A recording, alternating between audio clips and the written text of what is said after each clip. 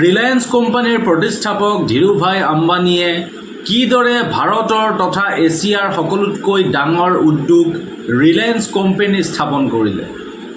আহক আজি এইটো ভিডিঅ'ৰ জৰিয়তে ধীৰুভাই আম্বানীৰ প্ৰেৰণাদায়ক বিজনেছ জাৰ্নিৰ বিষয়ে কিছু কথা জানো। ধীৰুভাই আম্বানীৰ জন্ম 28 ডিচেম্বৰ 1932 চনত গুজৰাটৰ জুনাগড় জিলাৰ ছৰৱাৰ নামৰ এখন গাঁৱত হৈছিল। ধীৰুভাই আম্বানীৰ পিতৃ এজন শিক্ষক আছিল আৰু মাতৃ এগৰাকী হাউচৱাইফ আছিল। এখন সৰু আৰু সাধাৰণ ঘৰৰ ল'ৰা আছিল ধীৰুভাই আম্বানী আৰু লগতে টকা পইচাৰো যথেষ্ট সমস্যাৰ সন্মুখীন হ'ব লগা হৈছিল। সৰুৰে পৰাই ধীৰুভাই আম্বানীৰ বেপাৰ বাণিজ্যৰ প্ৰতি বেছি ইণ্টাৰেষ্ট আছিল আৰু বেপাৰ বাণিজ্যৰ কথা সৰুৰে পৰাই তেওঁ বহু কথা শিকিছিল বা জানিছিল। সৰু থাকোঁতেই ধীৰুভাই আম্বানীয়ে যেতিয়া গাঁৱত মেলা আহিছিল তেতিয়া সেই মেলাত পকৰি বা কিছুমান সৰু সুৰা বস্তু বিক্ৰী কৰি তেওঁ এক্সট্ৰা ইনকাম কৰিছিল। ঘৰৰ ফাইনেন্সিয়েল কণ্ডিশ্যন ঠিক নথকাৰ বাবে ধীৰুভাই আম্বানীয়ে 16 বছৰ বয়সতে য়মন দেশলৈ গুচি গৈছিল আৰু য়মন দেশত তেওঁ এটা অইল কোম্পানীত চাকৰি কৰিছিল।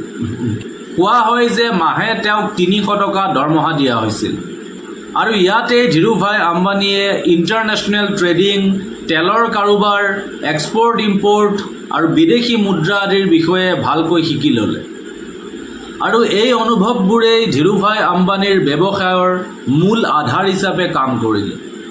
1958 চনত ধীৰুভাই আম্বানী য়মন দেশৰ পৰা ভাৰতলৈ উভতি আহিল আৰু নিজেই এটা ব্যৱসায় কৰাৰ সিদ্ধান্ত ল'লে। সেই সময়ত ধীৰুভাই আম্বানীৰ হাতত মূলধন হিচাপে একেবাৰে কম পইচা আছে। তেওঁ সৰু কোঠা এটাৰ পৰাই ৰিলায়েন্স কমাৰ্চিয়েল কৰ্পৰেশ্যন নামৰে মছলা আৰু পলিয়েষ্টাৰ সূতাৰ ব্যৱসায় আৰম্ভ কৰিলে। প্ৰথম অৱস্থাত এটা সৰু কোঠা, এটা টেলিফোন আৰু কেইজনমান কৰ্মচাৰী, কিন্তু মনত এটা ডাঙৰ সপোন। ধীৰুভাই আম্বানীয়ে দেখিলে যে ভাৰতত কাপোৰৰ ডিমাণ্ড যথেষ্ট বেছি আৰু সেইবাবে তেওঁ কাপোৰৰ ব্যৱসায়ত হাত দিলে আৰু এইটোৱেই তেওঁৰ সকলোতকৈ ডাঙৰ সিদ্ধান্ত হ'ল। 1966 চনত তেওঁ বিমল নামেৰে এটা কাপোৰৰ ব্ৰেণ্ড আৰম্ভ কৰিলে আৰু কিছু বছৰৰ ভিতৰতেই এই বিমল নামৰ কাপোৰৰ ব্ৰেণ্ডটো সমগ্ৰ ভাৰতবৰ্ষতেই জনপ্ৰিয় হৈ পৰিল আৰু পাছত এই বিমল নামৰ কাপোৰৰ ব্ৰেণ্ডটো অনলি বিমল নামৰ কাপোৰৰ ব্ৰেণ্ড হিচাপে বিখ্যাত হৈ পৰিল। ইয়াৰ পাছত 1977 চনত ধীৰুভাই আম্বানীয়ে নিজৰ কোম্পানীৰ শ্বেয়াৰ সাধাৰণ মানুহৰ বাবে শ্বেয়াৰ মাৰ্কেটত জাৰি কৰে। ধীৰুভাই আম্বানীয়ে প্ৰথমবাৰৰ বাবে ভাৰতৰ লাখ লাখ মিডল ক্লাছ ফেমিলিৰ মানুহক শ্বেয়াৰ মাৰ্কেটৰ লগত সংলগ্ন কৰি তোলে আৰু ইয়াৰ পাছতেই ৰিলায়েন্স কোম্পানী চাৰিওফালে লাহে লাহে বিস্তাৰিত হ'বলৈ ধৰিল। Textile, polyester, Petrochemicals, refining, oil, gas বিভিন্ন ক্ষেত্ৰত প্ৰৱেশ কৰে।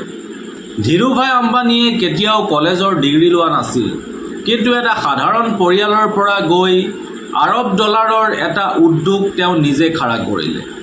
তেওঁ কৈছিল যে ডাঙৰ চিন্তা কৰা, সোনকালে চিন্তা কৰা আৰু আগলৈ চিন্তা কৰা।